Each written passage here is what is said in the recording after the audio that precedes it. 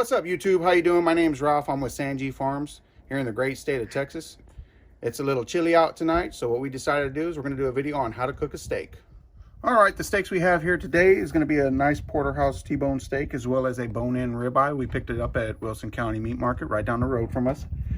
They do provide the freshest quality meat, and I do recommend going by there and trying their food out or their meat at the end of the day if you're in the area. First thing when you buy a steak, you want to open it up, check it for freshness. After that, you want to season it up.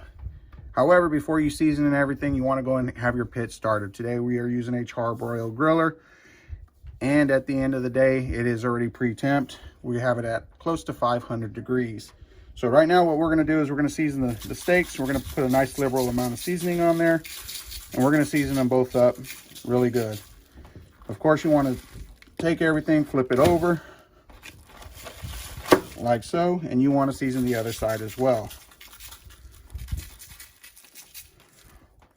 And once you season your meat, let it sit. We have our pit here. It's nice and hot. We have it at about 500 degrees.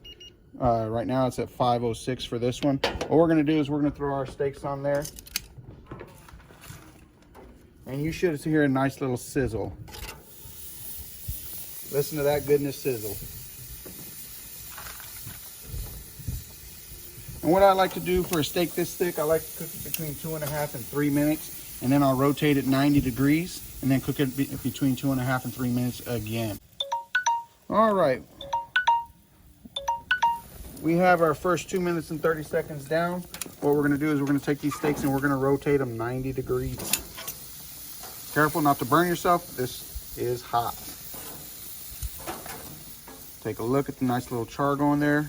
They could probably stay on there just a tad bit longer to get the grill marks. We're going to go ahead and close this, let it cook for another 2.5 to 3 minutes. So far, that's a total of 5 minutes. We're going to come over here. We're going to take a glance. We're going to lift them up a little bit. We got a nice little char going. We're going to go ahead and flip this.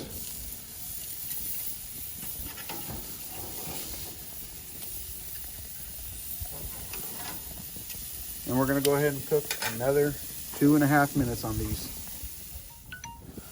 All right, that was our next 2.5 minutes. We're going to take this, we're going to turn it 90 degrees, just as before.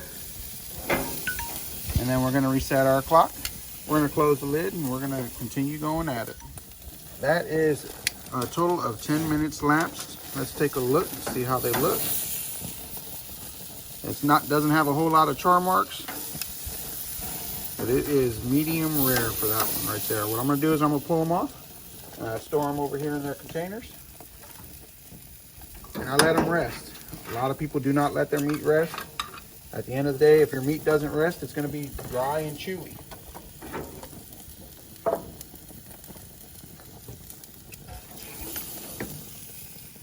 And this one doesn't even fit in the container. All right, we got our steaks done. They've been resting for approximately 5 minutes. We're going to open them up, take a look at them. Look at those juices on top of that steak. It is a little pink. However, it is medium to medium rare. What we're going to do is we're going to cut into it. I know I just butchered the steak. On this particular steak, we're more on the medium side. Alrighty, we got this steak out. This is how it turned out. It's kind of falling apart off the bone as we cut into it. We do have a little bit of medium rare towards the bone. We're going to throw that off to the side, feed the animals a little bit later on. Give it a cut. That's what the steak looks like. So we cut into the steak. It is slightly medium rare to medium. Every good chef must taste his food or her food. Bon appetit. I want to say thank you for joining us on today's episode of Out Here at the Farm. And special thanks to Wilson County Meat Market.